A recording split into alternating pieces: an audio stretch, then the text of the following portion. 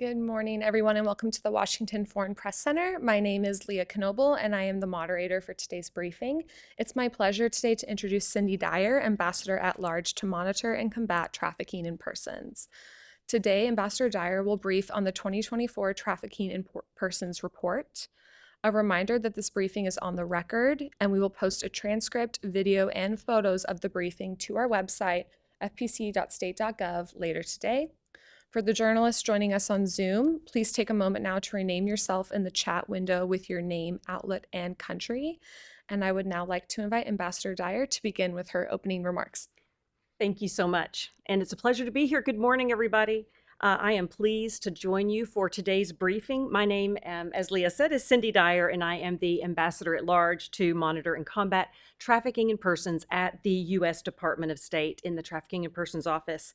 Yesterday, Secretary Blinken released the State Department's 2024 Trafficking in Persons Report, or TIP report, as it is colloquially known, which examines government efforts to meet the Trafficking Victims Protection Act minimum standards to combat human trafficking using a 3P framework of prosecuting traffickers, protecting victims, and preventing the crime.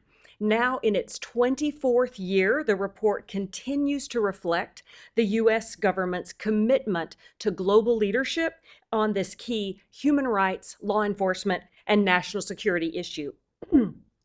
This year is particularly special as we celebrate the 20th anniversary of the Trafficking in Persons Heroes program. Yesterday, we recognized the new TIP report heroes from Bangladesh, Bolivia, Cuba, Iraq, Kenya, Mali, the Philippines, Serbia, Spain, and Suriname. The honorees will engage with communities and organizations that are committed to ending human trafficking across the entire United States through the U.S. State Department's International Visitors Leadership Program. The theme of this report, as you may have seen, examines the challenges associated with digital technology and how it has created new opportunities for traffickers to exploit individuals for profit. It also focuses on how technology can be used by the global anti-trafficking community in prevention and mitigation efforts and strategies to counter nefarious actors. The report further explores opportunities for partnership across public and private stakeholders. Traffickers use and abuse online platforms to recruit, groom, defraud, coerce, and exploit victims, taking advantage of the potential for anonymity offered by online spaces. At the same time, when harnessed effectively, digital technology can strengthen our anti-trafficking response, providing opportunities for stakeholders to strengthen prevention efforts, protect victims, and partner with survivors and other stakeholders to combat the crime. Beyond highlighting the global effects of the use and abuse of digital technology, this year's TIP report elevates important cross-cutting issues, including the balancing of prosecution, protection, and prevention priorities in criminal justice responses, the intersection between forced marriage and human trafficking, and forced labor in Cuba's labor export program. We also highlight key trafficking issues in the Western Hemisphere to help focus the anti-trafficking efforts of governments and other stakeholders. Unprecedented irregular migration affects many Western Hemisphere countries, including the United States. We encourage governments to prevent trafficking and to prioritize screening among migrants who often assume debts to pay migrant smugglers and are then vulnerable to trafficking when they are unable to repay that money. This year's report assessed 188 countries and territories, including the United States. Upgrades and tier maintenances in the report are based on increasing government efforts that have yielded concrete positive results. Downgrades reflect decreasing efforts, often including systemic gaps caused by a lack of training by law enforcement, weak victim identification and referral procedures, and gaps in comprehensive services, all of which impede critical prosecution and protection efforts. Unfortunately, some governments are part of the problem. This year, the Secretary determined that 13 countries exhibited a policy or pattern of trafficking. Belarus rejoined this list, and Sudan was newly added to the list. In addition, for the 5th year in a row, the department assessed 11 countries as having a government policy or pattern and retained them on Tier 3. This would include Afghanistan, Burma, the People's Republic of China, Cuba, Eritrea, Iran, Democratic Republic of Korea, Russia, South Sudan, Syria, and Turkmenistan. The 2024 TIP report also documents emerging global trends. One troubling trend highlighted in this year's report is the coercive or fraudulent recruitment of fighters for Russia's full-scale invasion of Ukraine. Russian authorities, middlemen, private military companies, or Russian-affiliated forces reportedly used coercion, deception, and in some cases, force in the recruitment of foreign nationals. Another trend includes the continued growth of forced labor in online scam operations. We noted that these centers, which were previously mostly located in Southeast Asia, have expanded to other countries.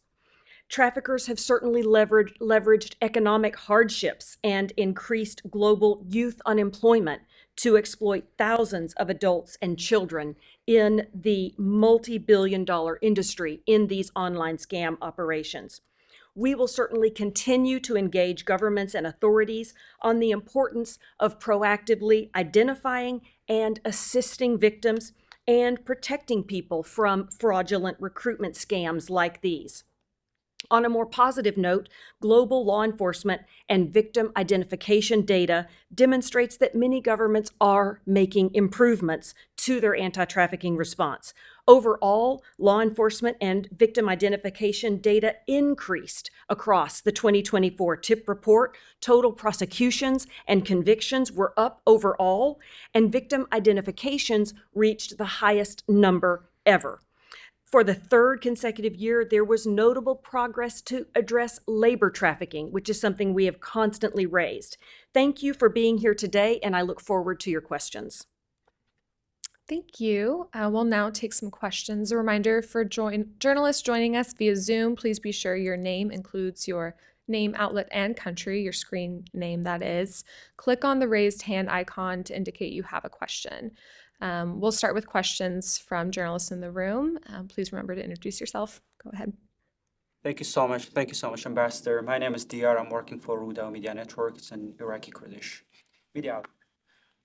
This year, the Office of the High Commissioner for Human Rights recently reported a troubling increase in the cases, with 10 incidents recording over the past 3 years, including in 2023 alone. Civil activists and observers point to extreme poverty and the displacement of thousands of Iraqi as primary drivers of the heinous trafficking trade in Iraq. And this year, you awarded one Iraqi, Mustafa Ali-Assari, the director, anti-human trafficking director at Ministry of Trade. At the same time, you mentioned that Iraq does not meet the minimum standards for eliminating the trafficking. So could you speak of the progress that Iraq made comparing to the last year report? Yes, thank you so much for your question. This year, Iraq was upgraded to Tier 2.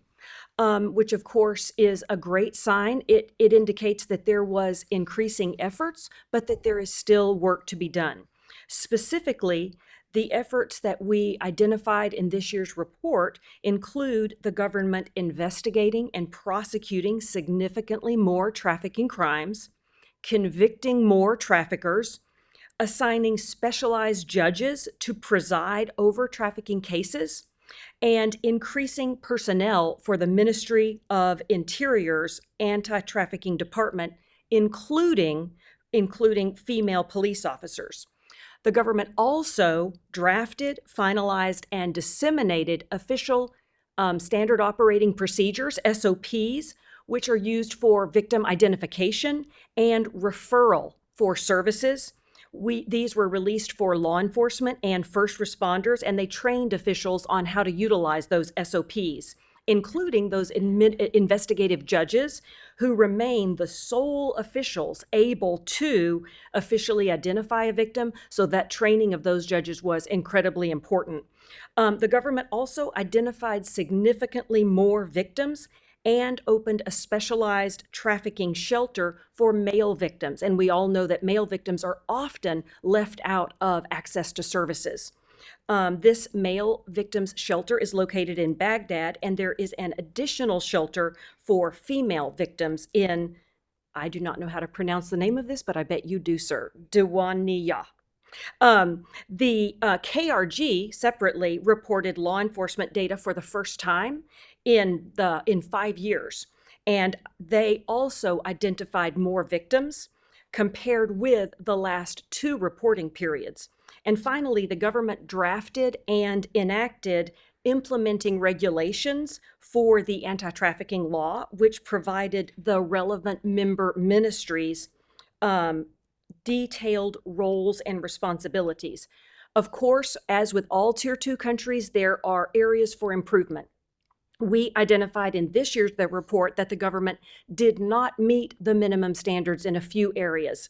Number one, the government did not report efforts to address reports of official complicity.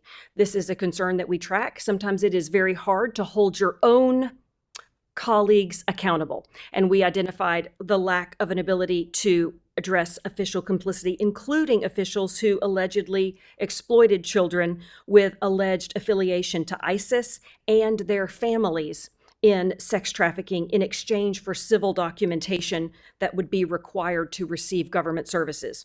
Despite the increased training that we did point out, investigative judges still often have limited knowledge of the issue of trafficking. They still, though, retain sole authority to formally identify victims and then refer them to services. And so this can be a challenge that we have identified.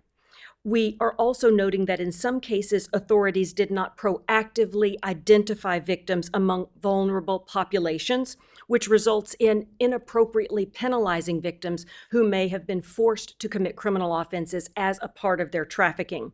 And this focus, you'll notice that this is actually something that we've noted across the report as we are increasingly focusing on making sure that victims are not inappropriately penalized for crimes that they were forced to commit as a part of their trafficking. We saw this particularly in Iraq with prostitution violations or immigration violations.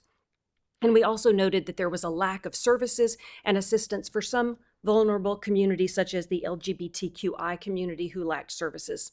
Thank you, sir. And in your report that you said that even the Iraqi government did not report on some areas, especially officials' complicity, including officials who allegedly exploited children with alleged affiliation on ISIS. And also that the KRG did not report you in the 5 past years. So what makes you to put Iraq in Tier 2, where there's the government officials, when the government, they are not willing to report on some cases and they are not willing to implement and meeting the standards, even the minimum standards? All countries that the only countries that go on Tier 1 are the ones that meet all the minimum standards. So by definition, Tier 2 countries do not meet all the minimum standards, but they are making efforts to do so. And you bring up a really good point.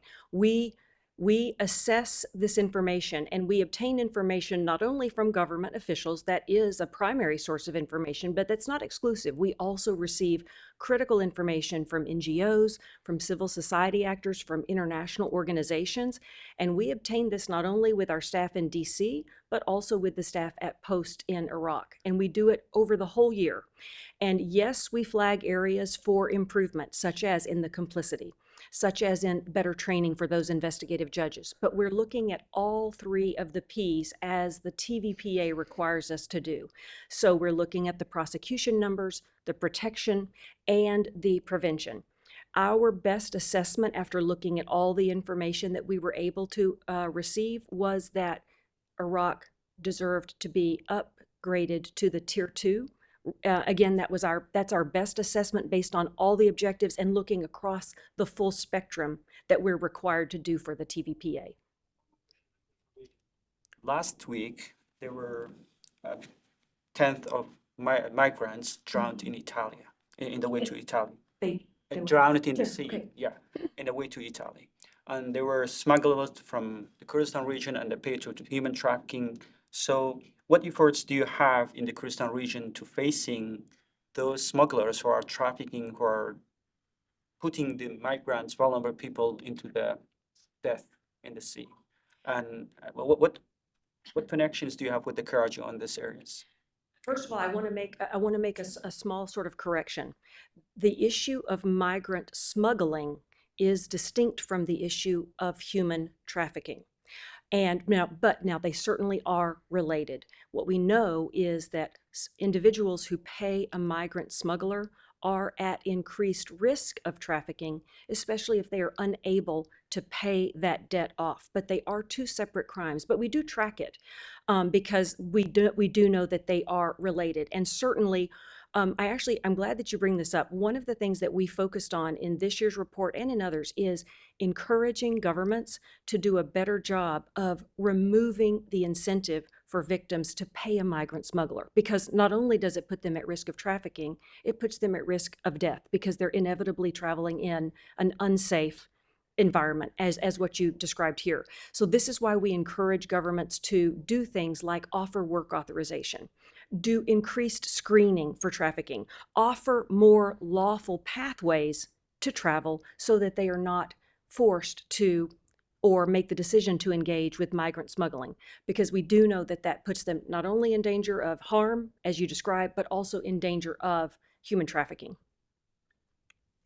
Thanks, Ambassador. We'll now turn to Zoom for a question. Let's go to Jiha Ham with Voice of America Korea Service.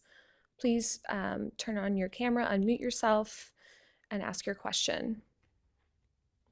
Yeah. Hello, Ambassador. Thank you for doing this. My name is Jiha Han with Voice of America. The report indicates North Korean workers remain in Russia and China. Could you detail the State Department's efforts to address this issue? It raises concerns about both human trafficking and a violation of UN sanctions. So has your office discussed this with relevant authorities, such as the UN or other State Department offices? Thank you. Thank you for your question and thank you for your focus. We recognize that individuals from North Korea are exploited in many situations. You accurately pointed out the situation of the PRC and in China. We also know that individuals from North Korea are exploited actually across the entire world. I believe that in this year's report, we noted in 19 different country narratives that there were exploitations of North Korean workers. I know especially we do note it occurring in the PRC. I know you may have seen some of the reporting from the Outlaw Ocean Project, which talked about and had a really compelling segment on North Korean workers exploited in the seafood industry in the PRC. We also are noting that in addition to exploiting North Korean workers, we are targeting and capturing information regarding forced labor of Uyghurs, Tibetans, and other vulnerable groups in the PRC. We noted an increase in labor transfers in the Xinjiang region in particular, as well as exploitation of PRC nationals in the Belt and Road Initiative, which we highlighted in 16 different narratives. With regard to what is the U.S. doing about this, one of the things that we're doing is publishing this report to increase awareness and really increase a thorough account of information, because it is occurring not only in PRC, but also in those 19 other countries. So we are hoping to raise awareness of this issue through our Trafficking in Persons report. We are also actively engaging, to your good point about this occurring in the PRC. My office and the State Department is part of the Forced Labor Enforcement Task Force, where we are implementing the Uyghur Forced Labor Prevention Act so that we are adding entities who are engaging in forced labor and making sure that those goods don't come into the U.S. market. We are also engaging with our industry partners, trying to hold and trying to encourage industries and companies to keep an account of their own supply chain. And I think the other thing that the U.S. is doing is aggressively following our federal acquisition regulation to make sure that we, as the U.S., and we buy a lot of things, to make sure that we are not accidentally purchasing goods made with forced labor, specifically forced labor of North Korean individuals. So those are just, I think, some of the things, and we're really trying to present this holistic effort to address this really serious problem. Great, thanks. We'll now take a pre-submitted question. This comes from Aaron Osborne with Radio Free Europe, Radio Liberty. It's really two separate questions. The first, what is the significance of the designation of Belarus as a state sponsor of trafficking in persons? And the second is, how does the kidnapping of Ukrainian children and citizens relate to the trafficking in persons report? Thank you. I'll address the Belarus portion of the question first. You are correct. The questioner is correct. We did put Belarus at the tier 3 level because we assessed that the government engaged in a policy or pattern of trafficking. In particular, during the reporting period, there was a government policy or pattern of forced labor in labor therapy centers. In this scheme, authorities forced thousands of individuals with drug or alcohol addiction, as well as political prisoners and persons leading sort of an atypical, or what the Belarus government noted as an asocial lifestyle, to perform a wide range of labor at these labor therapy centers. Reports indicated the government planned to increase the number of these centers in 2024, which is why it is so critical that we flag this now, because certainly the number that's out there now is bad, but more would be worse. And we hear that they are trying to provide space for up to 10,000 individuals. The government also engaged in other concerning practices that warranted the tier 3 placement. In particular, there were decreased trafficking-related investigations, and the government did not report if it investigated, prosecuted, or convicted any traffickers under its trafficking statute. Belarusian authorities, to the caller's second question, facilitated the transfer of Ukrainian children to Belarus. It is currently unknown how many remain in Belarus at the end of this reporting period. All Ukrainian children transferred to Belarus, or who are transferred into Russia or some of these through these other filtration centers, are incredibly vulnerable to trafficking. We are calling for Russia and Belarus as an accomplice to stop this transfer and to repatriate all children who have been taken from their families and from their homes. Thank you. We'll take another pre-submitted question. How has AI been used to exploit victims of trafficking? I think that we are tracking that traffickers are super clever, and they are using digital technology, including AI, in each of the 3 prongs of what is required to commit trafficking. So one, in the recruitment, we are seeing the use of digital technology because they're posting what looks like a legitimate job offer on social media sites or on other sites where they are luring and recruiting victims using the digital technology. Secondly, the Palermo Protocol requires that there be some sort of a means, a force, a fraud, a coercion. They are similarly using digital technology to coerce victims. Sometimes it may be through sextortion, where they obtain a picture or a video of the victim and they threaten, if you don't give me more, if you don't do these things, then I'm going to release this. And so they're using digital technology in the means of it. And then third, we know that Palermo requires the purpose. The purpose is exploitation.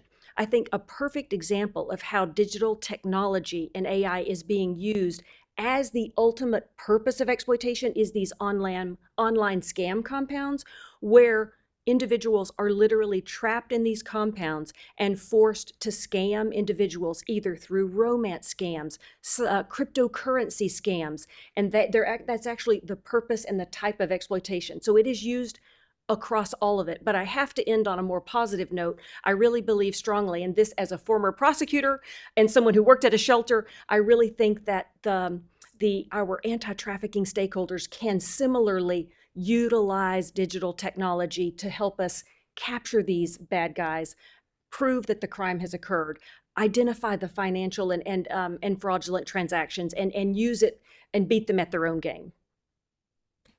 Thank you. We'll go back to Zoom for another question. Alex, could you please introduce yourself and ask your question?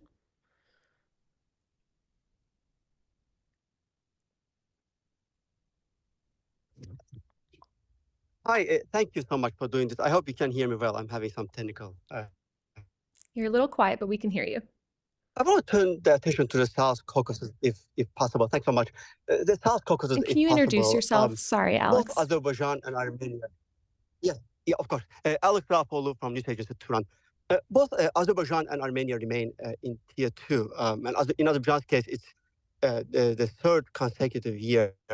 I think first part of the question is there any limit to how long one country can be positioned in Tier 2 list? And do you feel like, given the fact that both countries are in the same list, do you feel like there's a sort of like need to some regional effort there? And Georgia performed better last year. It's in Tier 1, but that was about last year. Before this so-called Russian law they passed, which there are concerns that it might eliminate the role of civil society. Are you concerned that, given this year's actions that they're taking, might also take away from Georgia's success? And final question on Russia, if I may. You mentioned multiple times that Russia has been recruiting foreign fighters for Ukraine. Do you have any list for us? What countries are leading, in terms of, producing, if you want, foreign fighters for Russia? Thank you so much. I was taking copious notes, so hopefully I'll remember all the things that you brought up. You asked a really good question about whether or not countries have a limit for how long they can stay on Tier 2. The answer to that is no. There is a limit for how long countries can stay on the Tier 2 watch list. That has a limit, and once a country has been on there for more than a couple of years, they have to either receive a waiver for one additional year, or that country has to go up to Tier 3, up to Tier 2 or down to Tier 3. So, but there is not a limit on how long they can stay on Tier 2. But I will point out that they cannot just, what I would call, rest on their laurels. They cannot just do nothing more than they did the year before. In order to stay on Tier 2, the government does have to show increasing efforts. So you actually have to have increasing efforts just to have a maintenance of Tier 2. With your question about regional efforts, we think this is critically important, especially in a region where there's a lot of travel and a lot of movement among the region. That's one of the reasons that we sort of highlighted the Western Hemisphere in this report, because there is so much migration and movement among this region. And when there is usually similar things that governments should be on the lookout for, to be wary of, and also similar things that a government can do to best focus their efforts. And so I really appreciate you bringing up the importance of regional cooperation. With regard to Georgia, we certainly were concerned by the passage of those kind of that foreign agent law. At this point, we are tracking it. Sometimes at the tip office, we note that a country might pass a law during the reporting period, and we might be concerned, but the impacts of that law or the effects of that law, we don't see until the next year.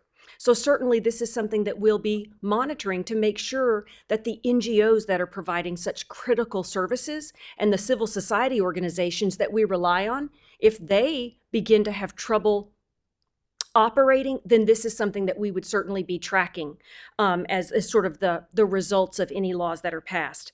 And with regard to your question regarding Russia's use of foreign fighters, very, very often using fraud and deception, but sometimes even using force, we certainly are seeing that this is occurring a lot in the Southeast Asia region. We saw it in Nepal, for example, but we are also seeing this among individuals in Cuba and in Syria. So it's not just a one target concern. It is a broader concern that we are carefully tracking. Thank you. This ends the Q&A portion of our briefing today. Ambassador Dyer, do you have any final remarks you'd like to share? You know, all that I will say is we are so proud of this report and the staff who is so amazing. It's not, I know for you, it's a news item right now because it's being released, but the staff works on this all year long. And so we are so grateful to you in raising the visibility of it, raising the hard work that goes into it. We believe this is the world's most critical diagnostic tool. It has the most comprehensive information. Thank you for being here, asking us questions about it, raising the issue. The final thing I'll say is, if you write a story about trafficking in your newspaper, please include at the bottom of that story, if you or someone that you know is a victim, this is how you can get help. You can help us identify more victims and make sure that they get help. So find out where your local service provider is and put that information at the bottom of your story. Help us raise awareness. Thank you so much. Well, special thanks to you, Ambassador Dyer, for sharing your time with us today, and to those of you who joined us. Thank you so much. This concludes the briefing.